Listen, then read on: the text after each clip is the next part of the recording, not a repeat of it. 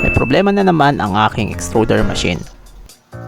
Nagkaroon na naman ng issue ang aking makina. Itong parte na to. Yan ba? Ganito. Ikwento ko sa inyo ang naging problema. Noong Pebrero nga pala ay may naging problema rin ang makina na ito. Ang problema dati ay lumuwag ang conveyor screw. Kaya laging ito nadidiska rin habang ginagamit. At ikalawa ay kinakalawang na ang isang parte ng extruder machine. Kaya nagkakaroon na ng leak dahil may malaking butas dala ng kalawang.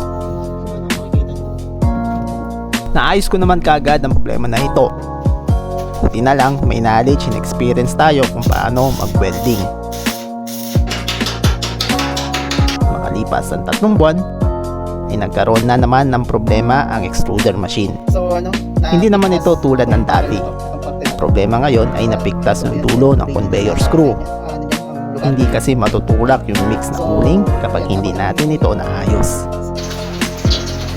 Okay, so patatapos ko lang bagadurog ng uling. Tinanggal ko na to kasi may mga nakapara. Then preparation na ako for molding ng mga briquet. Napansin ko na natanggal na pala ito. Okay, natanggal na pala ito. Ito ay nakakabit dito. Napikas na siya, nakadahilanan na may mga bato na sumama nung habang nagtutulog tayo ng uling. So ang gagawin natin mamaya is weldingin natin ito para maayos natin.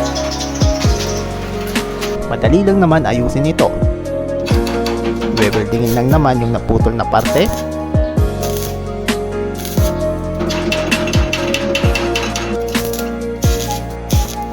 At i-check kung okay na.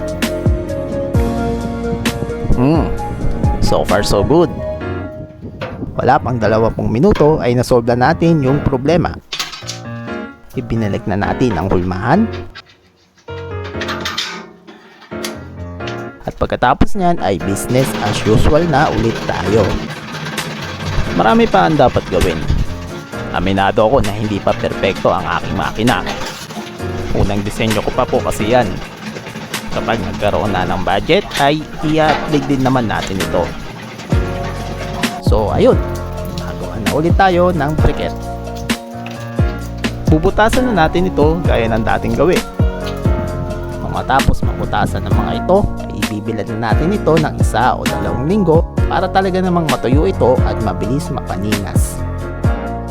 After ng 1 o 2 linggo, ay pwede na ito gamitin sa pagluluto. Hanggang dito na lamang po at maraming salamat.